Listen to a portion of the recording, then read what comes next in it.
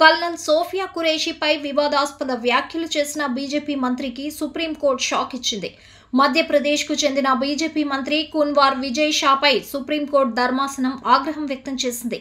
మంత్రి స్థాయిలో ఉన్న వ్యక్తులు పద్ధతిగా మాట్లాడాలని సూచనలు చేసింది.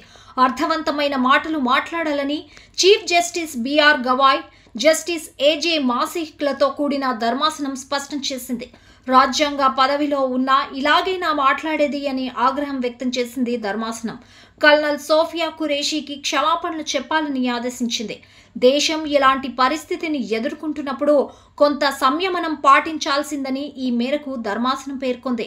కల్నల్ ఖురేషీపై వివాదాస్పద వ్యాఖ్యలు చేసిన బీజేపీ మంత్రి కున్వాయ్ విజయ్ షాపై ఎఫ్ఐఆర్ నమోదు చేయాలని మధ్యప్రదేశ్ హైకోర్టు సుమోటోగా ఆదేశించింది.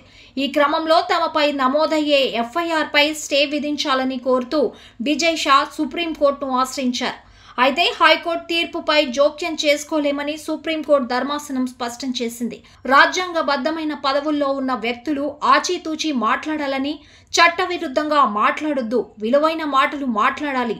భారత్ ప్రస్తుతం ఎదుర్కొంటున్న ఈ పరిస్థితుల్లో ఇలాంటి వ్యాఖ్యలు తగదు అని జస్టిస్ బిఆర్ గవాయ్తో కూడిన ధర్మాసనం స్పష్టం చేసింది. మరోవైపు ఇదే విషయంపై విజయ్ షా స్పందిస్తూ తన నేపథ్యం అంతా మిలిటరీకి చెందినదేనని అన్నారు. కల్నల్ సోఫియా ఖురేషీ తన నిజమైన సోదరి కంటే గొప్పదని, తాను హృదయం నుండి క్షమాపణ కోరుతున్నానన్నారు.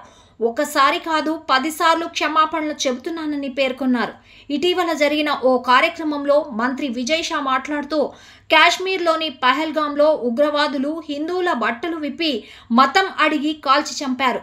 ఉగ్రవాదులు బట్టలు మనం విప్పలేకపోయాం కాబట్టి వారి మతానికి చెందిన ఒక సోదరిని పంపించాం. మా సోదరీమణులను ఉగ్రవాదులు వితంతువులుగా మార్చారని అన్నారు.